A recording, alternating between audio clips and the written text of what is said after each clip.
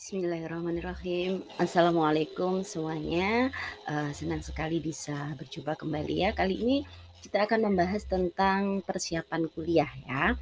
Sebagaimana, kita ketahui bersama hari ini adalah hari di mana, teman-teman yang sedang duduk di kelas 12 mulai bisa membuat akun LTMPT yang akan dipergunakan untuk kuliah nanti. Nah sebelumnya ada baiknya kita, mengetahui dulu apa sih persiapan, yang perlu kita lakukan atau kita pahami terlebih dahulu sebelum kalian nanti memilih kampus tertentu atau jurusan yang kalian inginkan. Oke, hari ini akan, kita diskusikan atau kita bicarakan bersama apa saja persiapan itu. Mari kita mulai. Nah, ini adalah satu ungkapan ya dari salah satu, orang yang terkenal, bernama Alfred ya, bahwa sebenarnya universitas, atau kampus perguruan tinggi itu menyatukan antara imajinasi dan pengalaman. Nah, jadi apa yang selama ini kalian impikan dan apa yang akan kalian lakukan dan jalani, sebagai pengalaman itu nantinya akan menyempurnakan hidup kalian gitu. Jadi kesempatan untuk belajar di perguruan tinggi itu benar-benar harus dimanfaatkan dan dipersiapkan dengan sebaik-baiknya. Yang pertama, kawan-kawan harus ngerti sebenarnya perguruan tinggi itu apa sih? Nah, ini pengertiannya menurut undang-undang ya, bahwa pendidikan tinggi itu adalah satuan pendidikan yang menyelenggarakan pendidikan tinggi. Artinya, pendidikan tinggi itu adalah jenjang pendidikan di atasnya pendidikan atas atau selama ini kita kenal dengan SLTA yang mana jenisnya ada SMA, ada SMK, ada aliyah. Ya, dan pendidikan tinggi itu sendiri mencakup ada diploma, ada sarjana, ada magister atau kita kenal dengan S2, kemudian ada program doktor, profesi dan juga spesialis yang mana pendidikan tersebut diselenggarakan oleh perguruan tinggi di Indonesia. Oke, kita lanjut ya. Nah, sekarang kalian akan, kita perkenalkan dengan jenis perguruan tinggi. Berdasarkan sistem pengelolaannya, perguruan tinggi itu dibagi menjadi 3. Yang pertama ada PTN atau perguruan tinggi negeri, yang kedua ada PTS atau perguruan tinggi swasta, dan yang terakhir ada perguruan tinggi kedinasan. Nah, bedanya apa? Yang pertama, kalau yang PTN ini adalah perguruan tinggi di mana ada di bawah naungan Kementerian Pendidikan ya, artinya ini adalah milik pemerintah. Jadi pengelolaannya, eee, mendapatkan subsidi dari pemerintah. Kalau PTS atau swasta ini adalah dikelola oleh perseorangan, bisa oleh yayasan atau lembaga di luar, milik pemerintah. Nah, sedangkan yang terakhir perguruan tinggi kedinasan itu perguruan tinggi yang mana punya pemerintah tapi di luar Kementerian Pendidikan. Nah, biasanya terkait dengan departemen atau kementerian yang memiliki perguruan tinggi tersebut. Artinya mereka memang, menyelenggarakan pendidikan untuk kebutuhan tenaga kerja atau pegawainya mereka. Nah, contohnya nih, seperti Sekolah Tinggi Akuntansi Negara atau yang kalian, kenal dengan STAN yang sekarang sudah berubah menjadi PKN STAN ya. Mahasiswanya mereka artinya yang lulus dari, STAN ini akan direkrut di bawah Kementerian Keuangan. Nah, yang perlu teman-teman ketahui bahwa perguruan tinggi kedinasan ini jenisnya ada 2. Yang pertama ada ikatan dinas, yang kedua ada kedinasan aja. Artinya kalau ikatan dinas, mahasiswanya setelah lulus dari situ otomatis akan menjadi calon pegawai negeri sipil. Nah, selama mereka pendidikan akan memperoleh uang saku dan tidak dipungut biaya apapun. Sedangkan kalau non ikatan dinas atau kedinasan aja, itu mereka memang, sekolahnya gratis, tapi setelah lulus tidak serta-merta menjadi CPNS. Nah, itu ya bedanya antara PTN, PTS, sama PTK atau kedinasan. Yuk kita lanjut. Sekarang, bentuk perguruan tinggi dari sistem pendidikan, selama mahasiswanya, kuliah atau mengenyam, eee, pendidikan di situ bisa kita bedakan menjadi 5 ya, ada institut, universitas, akademi, politeknik, dan sekolah tinggi. Nah, bedanya apa? Mari kita lihat satu-satu ya. Institut. Untuk institut ini adalah perguruan tinggi yang mana pendidikannya berbasis akademik dan vokasi. Hanya saja fakultasnya dari satu jenis keilmuan. Nah, contohnya apa? Saya ambil ya, contohnya kita pasti kenal ITS, Institut Teknologi 10 November. Nah, jurusannya dari satu jenis keilmuan. Karena dia ada institut teknologi, maka jurusan yang ada di bawahnya atau fakultasnya itu semuanya berbasis teknologi. Contohnya ada fakultas teknologi kelautan, teknologi industri dan rekayasa sistem. Kemudian ada Fakultas Teknologi Listrik dan Informatika Cerdas, ada Teknik Sipil Perencanaan dan Kebumian, ada Desain Kreatif dan Bisnis Digital, dan lain sebagainya. Jadi semua jurusan atau fakultasnya dari satu jenis keilmuan saja. Yuk kita lanjut ke universitas. Universitas itu pendidikannya berbasis akademik dan vokasi, terdiri dari fakultas dengan sejumlah ilmu pengetahuan, teknologi dan seni, serta rumpun ilmunya tanpa batas. Jadi ada berbagai fakultas di situ. Saya ambil contoh ya. Mari kita ambil contohnya di UNER, ya, Universitas Erlangga yang ada di Surabaya. Di sini fakultas yang ada di UNER contohnya ada kedokteran gigi, ada hukum, ada farmasi, ilmu sosial dan politik, ada fakultas psikologi, fakultas sastra, fakultas perikanan dan ilmu kelautan, ada fakultas teknologi maju dan multidisiplin, nah banyak lagi. Jadi artinya kalau di bawah universitas itu selain berbasis akademik dan vokasi, dia rumpun ilmunya tidak dibatasi ya, jadi dari berbagai disiplin ilmu. Kita lanjutkan untuk akademi. Akademi ini perguruan tinggi yang menyelenggarakan pendidikan vokasi tapi hanya dari satu cabang ilmu saja. Untuk lebih jelasnya kita lihat ya. Akademi itu contohnya ada akademi kepolisian. Kita singkat dengan Akpol. Ada akademi kebidanan, ada akademi militer Republik Indonesia atau AKMIL, dan lain sebagainya. Ada Akper atau akademi keperawatan dan banyak lagi ya akademi. Artinya kita bisa memahami bahwa perguruan tinggi jenis ini yaitu akademi itu hanya ada satu cabang keilmuan tertentu dan ilmu tersebut mengarah kepada vokasi atau pekerjaan yang akan digeluti setelah lulus dari akademi. Saya rasa jelas ya. Berikutnya kita akan ke Politeknik ya. Politeknik ini hanya menyediakan pendidikan berbasis vokasi saja, tidak menyelenggarakan pendidikan akademik. Ya, ingat vokasi, berbasis vokasi atau berbasis ke arah dunia kerja gitu ya. Contohnya Politeknik Negeri Malang. Di sana ada teknik elektro, ada teknik mesin, ada teknologi informasi, ada teknik sipil, ada teknik kimia, akuntansi, dan seterusnya. Karena poli itu banyak, teknik politeknik berarti di situ jurusannya teknik yang jumlahnya banyak banget. Gitu ya. Oke, yang terakhir ada sekolah tinggi, itu kampus di mana tersedia satu fakultas yang terbagi menjadi beberapa jurusan yang mana jurusan tersebut terkait dengan fakultas tersebut. Contohnya, Sekolah Tinggi Ilmu Komunikasi. Maka jurusan-jurusan yang ada atau prodi, program studi yang ada di sekolah tinggi tersebut pasti terkait dengan komunikasi. Contoh jurusannya, Humas, Hubungan Masyarakat. Contohnya lagi, penyiaran, periklanan, nah dan seterusnya. Jadi kalau sekolah tinggi itu pasti jurusannya terkait dengan fakultas yang ada. Nah, seperti itu ya, semoga bisa dipahami. Kita lanjutkan. Sekarang kalau semisal saya ingin masuk ke perguruan tinggi negeri gitu ya, seperti apa sih caranya atau jalurnya yang ada? Oke, kita lihat. Yang pertama ya, ada jalur SNMPTN atau SNMPTN gitu ya. Yang kedua ada SBMPTN, yang ketiga ada Mandiri, kemudian ada jalur SNMPN gitu ya.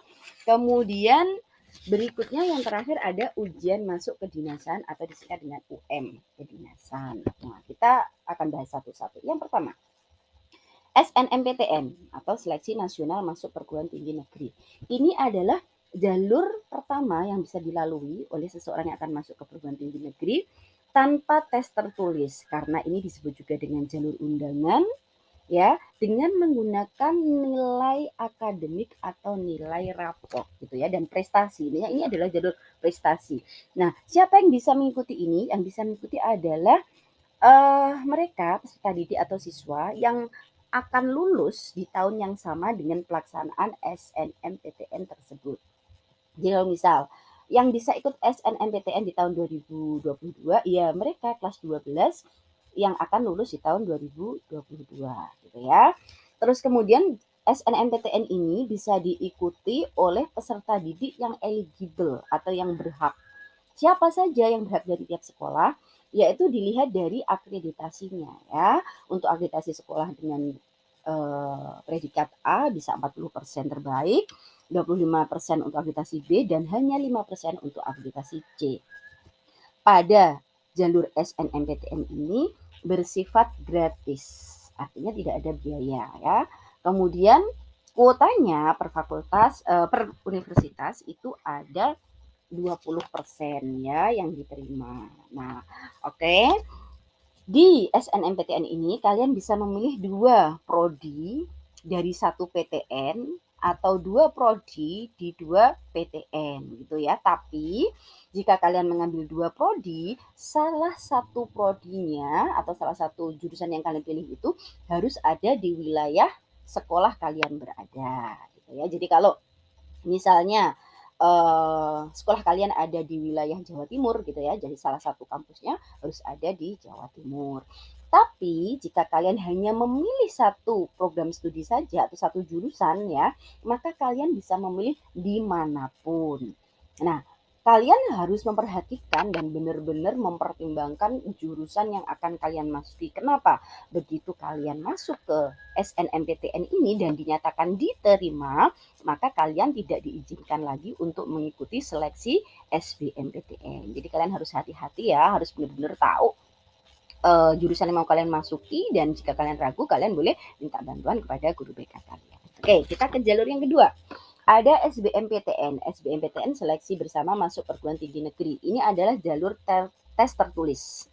Ya, karena tesnya nanti akan dilaksanakan dengan istilah UTBK ya, ujian tulis berbasis komputer. Nanti kalian mendapatkan skor hasil dari pengerjaan tes. Nah, tesnya apa yang akan diujikan? Biasanya tesnya terdiri dari 2. Yang pertama ada tes potensi skolastik, yang kedua ada tes kompetensi akademik.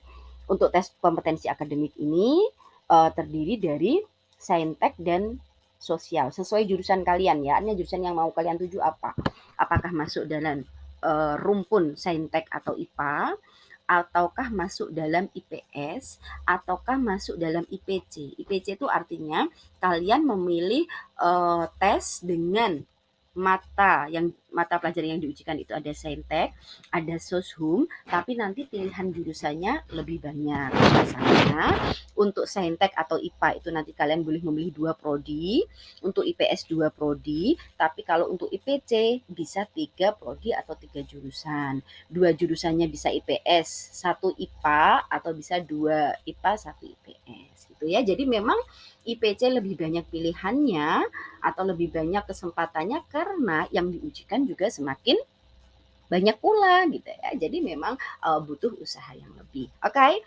Berikutnya itu tadi kalau tes kompetensi akademik, sekarang kita ke tes potensi skolastik. Nah, apa yang diujikan di sini biasanya soal-soalnya terkait dengan penalaran umum, pemahaman bacaan yaitu tentang membaca dan menulis gitu ya. Kemudian tentang pengetahuan dan pemahaman umum, pengetahuan kuantitatif, dan beberapa soalnya dari tes ini ada dalam bentuk kalimat dalam bahasa Inggris. Nah, ini untuk SBMPTN. Kalian akan mendapatkan skor atau hasil yang nanti akan di-ranking dan menentukan apakah kalian bisa masuk ke perguruan tinggi negeri yang kalian inginkan. Sekarang kita ke jalur berikutnya, mandiri. Mandiri ini adalah seleksi penerimaan yang dilakukan oleh masing-masing kampus ya dengan kebijakan masing-masing. Kenapa kebijakan masing-masing? Karena tiap kampus itu bisa berbeda persyaratan atau cara mengikuti seleksi mandiri. Ada kampus yang menggunakan hasil skor UTBK, artinya kemarin hasil UTBK yang kalian belum beruntung, belum lolos, bisa digunakan daftar mandiri. Ada kampus yang menggunakan tes tertulis atau ujian lagi untuk bisa menerima mahasiswa dari jalur mandiri. Jadi kalian harus mengikuti atau update informasi dari perguruan tinggi yang kalian tuju. Nah, sekedar informasi teman-teman bahwa untuk pembuatan akun LTMPT, akun yang harus kalian miliki jika kalian ingin ikut kuliah gitu ya di tahun kalian lulus ini, kalian harus membuat akun ya, akun LTMPT. Nah, cara pembuatan akun bagaimana nanti akan kita jelaskan di video yang lain gitu ya. Oke, sekarang kita akan membahas untuk berikutnya, jalur masuk SNMPN atau PMDKPN. Nah, teman-teman, untuk SNMPN ini adalah jalur masuk untuk ke perguruan tinggi negeri di politeknik gitu ya, tapi dengan menggunakan nilai rapor. Jadi sama ya. Jadi kalau Poltek itu memang ada kekhususan atau mereka mengadakan seleksi untuk calon mahasiswanya sendiri ya, dengan jalur undangan maupun dengan jalur yang lain gitu ya. Jadi terpisah dari SNMPTN. Sedangkan untuk ujian masuk kedinasan itu juga ditentukan oleh kampus masing-masing. Artinya waktu pelaksanaannya itu sesuai jadwal yang akan mereka berikan. Nah, simpan baik-baik skor hasil dari SBMPTN karena ada sekolah kedinasan yang juga mempersyaratkan skor dari SBMPTN tersebut. Nah, seperti itu teman-teman untuk penjelasan dari jalur masuk. Oke, sekarang apa sih yang harus kita pertimbangkan saat kita akan masuk ke perguruan tinggi atau saya akan memilih jurusan apa, jurusan mana dan seterusnya. Ada setidaknya hal inilah yang harus kalian perhatikan, yaitu yang pertama ada minat, potensi dan kepribadian. Jadi sebelum memilih jurusan saya akan ngambil apa, pastikan dulu apa sih sebenarnya yang menjadi minat atau concern kalian gitu ya. Saya minatnya di bidang apa, kemudian potensi apa sih yang ada pada diri saya yang bisa saya kembangkan gitu ya dengan belajar di perguruan tinggi, dan kepribadian juga ya. Artinya masing-masing tipikal orang itu kan memiliki kecocokan terhadap jenis materi atau arahnya nanti juga ke pekerjaan tertentu. Nah, untuk ini kalian nanti bisa berkonsultasi ya dengan guru BK masing-masing. Nah, berikutnya peluang karir. Jangan lupa bahwa setelah kalian nanti kuliah gitu ya, udah selesai, udah dapat ijazah gitu ya, udah menjadi sarjana gitu. Kalian tentu saja akan masuk di dunia kerja. Jadi ingat, sebelum memilih jurusan, pertimbangkan juga peluang karirnya ke depan. Setelah saya lulus, kira-kira saya bisa bekerja di bidang apa saja dengan jurusan ini. Dengan gelar sarjana yang sudah saya peroleh ini, saya bisa bekerja di mana saja. Pertimbangkan peluang karirnya. Jadi setelah satu hal yang kamu sukai, yang kamu punya minat di situ, punya bakat, punya potensi di situ, kemudian kamu juga punya passion, cocok ya dengan jurusan itu, ingat setelah kira-kira aku lulus gini ya, aku mau kerja jadi apa, mau kerja di mana gitu ya, itu harus dipertimbangkan. Berikutnya yang dipertimbangkan adalah sisi finansial. Ya, artinya apa? Tentu saja namanya pendidikan itu butuh pembiayaan. Diskusikan ya dengan orang terdekat, dengan keluarga. Misal saya mau kuliah di luar kota, apa diperbolehkan? Eh, tentu saja semua membawa risiko gitu ya. Saat jauh dari orang tua, kalian harus pintar memanage diri sendiri, memanage schedule yang harus dilakukan, aktivitas sehari-hari, keuangan dan lain sebagainya. Tapi nggak usah khawatir, pemerintah sudah menyediakan beasiswa bidik misi, yang mana beasiswa ini akan mengcover biaya pendidikan kalian. Nah, nanti akan kita jelaskan di video yang lain, seperti tadi saya sampaikan untuk pembuatan akun LTMPT akan kita jelaskan, dan apa itu bidik misi, bagaimana cara mendapatkannya, siapa saja yang berhak, persyaratannya apa, dan seterusnya akan kita bahas di video yang lain ya. Jadi sekali lagi pertimbangkan semua aspek yang kamu miliki gitu ya, mulai bakat, minat, kemampuan. Jangan sampai kita bisa masuk ke jurusan tertentu atau kampus tertentu karena gengsi, tapi susah keluarnya. Akhirnya kita drop out gitu ya. Jadi harus disesuaikan dengan bakat, minat, dan kepribadian masing-masing.